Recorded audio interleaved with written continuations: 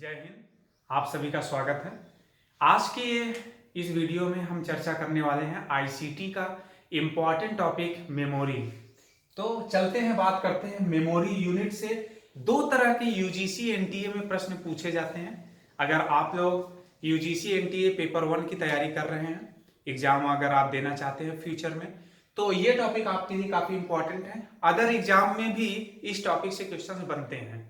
तो let's start करते हैं। सबसे जो छोटी मेमोरी की यूनिट होती है वह होती है बिट। बिट को हम बाइनरी डिजिट भी कहते हैं। तो याद रखिएगा, जो बिट है इसको हम लोग बाइनरी डिजिट भी कहते हैं। क्या कहते हैं?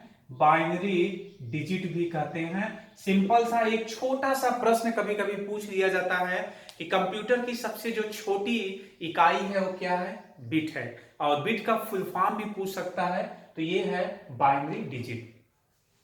इसके बाद ये हायरार्की दे रखा है, बिट, फिर नीबर, फिर byte, kilobyte, megabyte, gigabyte, terabyte, petabyte, exabyte, zettabyte और योटाबाइट। तो अगर आप देख सकते हैं, ये बढ़ते हुए क्रम में आपको ये पूरा दिया है। कभी कभी असेंडिंग और डिसेंडिंग ऑर्डर में क्वेश्चंस ऐसे पूछ सकता है। असेंडिंग और डिसेंडिंग ऑर्डर में मेमोरी की जो यूनिट है उनको आप अरेंज कीजिए। असेंडिंग और डिसेंडिंग हिंदी में बोलते हैं आरोही और अवरोही क्रम। अगर मैं ऊपर से नीचे की मैं बात करूं तो ये आपका बढ़ता हुआ क्रम है, आरोही क्रम। कहने का मतलब ऊपर से अगर नीचे की बात किया जाए तो ये हमारा बढ़ता हुआ इंक्रीजिंग ऑर्डर है, आरोही क्रम है। डायरेक्ट क्वेश्चंस पूछ सकता है आपसे कि निम्नलिखित में से आरोही क्रम, चार ऑप्शन दे दिया जाएगा, मेमोरी यूनिट का कौन से सही है? Which of the following is correct ascending order. ठीक है ना? तो हमेशा ध्यान रखिएगा, बढ़ते हुए क्रम में अगर इस तरह से रहे तो आपको ये चार्ट याद होना चाहिए। तो एक तो इस तरह से प्रश्न पूछता है। दूसरा आपसे प्रश्न पूछ सकते हैं कि तीन चार आपको मेमोरी यूनिट दे दिया गया और पूछ दिया जाएगा इनमें से सबसे बड़ी या सबसे छोटी मेमोरी यूनिट बताइए। तो अगर आपको ये क्रम याद है तो आप आराम से कर सकते हैं। तो ये तो रहा बेसिक क्वेश्चंस आपके बनते हैं जो कई एग्जाम में भी पूछे जाते हैं, स्पेशली यूजीसी नेट के एग्जाम में तो पूछे ही जाते हैं। अब एक ऐसा क्वेश्चन अब मैं बताने चल रहा हूं जो मेमोरी यूनिट से ही है लेकिन वो कन्वर्जन पर है। कन्वर्जन का मतलब ये हो गया, आपसे क्वेश्चन पूछ लिया जाएगा 1 GB is equals to 1 GB is equals to how many byte? 1 GB is equals to how many byte? ये आपका प्रश्न पूछ लिया गया। आपसे पूछ लिया जाएगा 1 GB में कितने बाइट्स होते हैं। ऑप्शन दे दिया जाएगा 2 की पावर 10 बाइट्स। ऑप्शन बी दे दिया जाएगा 2 two the power 20 bytes. Option C दे दिया जाएगा 2 two the power 30 bytes. Option D दे दिया जाएगा 2 टू दी पावर 40 बाइट्स। तो चलिए आप देखते हैं हम लोग इस टाइप के प्रश्न कैसे चुटकियों में कर सकते हैं। तो सॉल्यूशन मैं आपको सिखाने चल रहा हूं। किसी भी मेमोरी यूनिट का कन्वर्जन बस एक दो क्वेश्चंस के माध्यम से आप पूरे क्वेश्चंस कर सकते हैं। चलिए देखते हैं, स्टार्ट करते हैं। यहां पर दिया है जीबी और जीबी से हमें बाइट्स तक जाना है। तो स्टार्ट करते हैं। GB 1 GB is equal to, आपको पता है 1 GB is equal to 1024 MB होता है। तो यहां लिख देंगे 1024 MB। क्या लिख देंगे? 1024 MB। याद रखिएगा, अगर ये क्रम आपको पता है तो एक तो नॉर्मल क्वेश्चन और कन्वर्जन भी आप कर सकते हैं। और वो 1024 MB है क्योंकि हमें जाना कहां तक है? 22 तक जाना है। तो आगे यही क्रम चलता जाएगा, कहां तक? 22 तक। तो आगे हम लिखेंगे और 1024 को हम लिख सकते हैं 2 की पावर 10। 2 की पावर 10 क्यों लिख सकते हैं? क्योंकि 2 की घात 10 को 2 × 2 × 2 अगर आप पेन कॉपी लेकर बैठे होंगे तो करिएगा तो आंसर 1024 ही आएगा। 1024 को हम 2⁻10 लिख सकते हैं और एमबी है तो एमबी को लिख सकते हैं 1024 एमबी है हमारा किलोबाइट। अभी हमारा क्रम यहां तक नहीं रुका है क्योंकि हमें कहां तक जाना है, बाइट्स तक जाना है। तो आगे फिर यही प्रोसेस 2⁻10 × 2⁻10 क्योंकि 1024 जहां जहां आए आप 2⁻10 लिख सकते हैं और केबी का मतलब हो गया 1024 बाइट्स।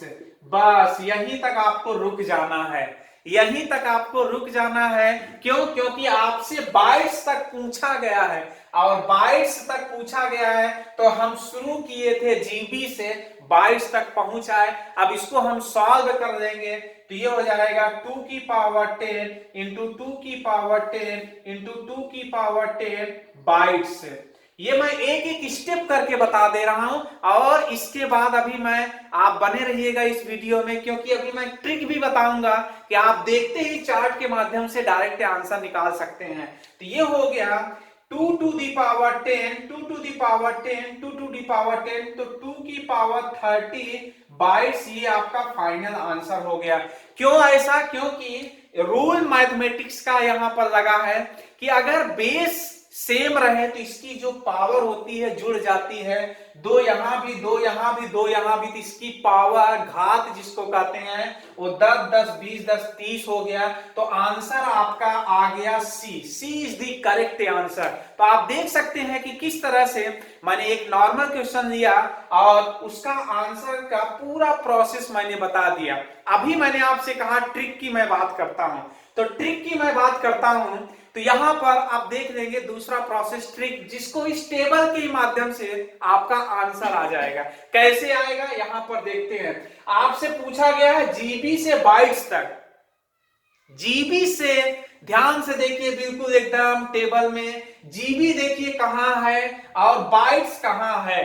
तो ये ट्रिक बाइट्स तक के लिए, नीचे से लेकर बाइट्स तक अगर आपसे कुछ भी पूछे आप इस ट्रिक को यूज कर सकते हैं। कैसे? ट्रिक को ध्यान से देखिए, बिल्कुल एकदम निगाह एकदम इसी पर रहना चाहिए। जीबी से बाइट्स तक चलिए देखते हैं। जीबी से बाइट्स तक पहुंचने के लिए हम लोग कितने स्टेप जाते हैं। जीबी से मेगाबाइट 1 स्टेप, मेगाबाइट से किलोबाइट 2 स्टेप, किलोबाइट से बाइट्स 3 स्टेप और हर स्टेप 2⁻10 होता है तो 3 स्टेप हो गया 2⁻30। तो इस तरह से आप ट्रिक के माध्यम से, अगर आपको ये टेबल है तो इसको करने की जरूरत नहीं, आप डायरेक्ट कर सकते हैं। ठीक है ना, आप डायरेक्ट कर सकते हैं ट्रिक के माध्यम से। तो एक और प्रश्न अगर हम लोग करते हैं, चलिए देखते हैं डायरेक्ट करने वाला, क्योंकि ऐसे तो आप कर ही देंगे। डायरेक्ट कैसे? अगर मैं कहूं 1 TB = हाउ मेनी बाइट्स, आपको बताना है। कमेंट बॉक्स में आंसर जरूर करिएगा। उसके बाद यहां पर चेक कर लीजिए आपका आंसर सही है कि नहीं सही है। तो यहां पर देखिए टीबी से बाइट्स तक जाना है। कहां से? टीबी से बाइट्स तक जाना है। कितने कदम? टीबी से जीबी 1 कदम, जीबी से एमबी 2 कदम, एमबी से केबी 3 कदम और केबी से बाइट 4 कदम। तो आंसर हो गया 2⁻40 बाइट। जितने कदम, क्योंकि 1 कदम 2⁻10, तो 4 कदम है तो 2⁻40, हर कदम 2⁻10 के बराबर होता है। ठीक है ना। अगर आपको ये समझ में आया है तो एक क्वेश्चन दे रहा हूं और कमेंट बॉक्स में आप आंसर जरूर करिएगा।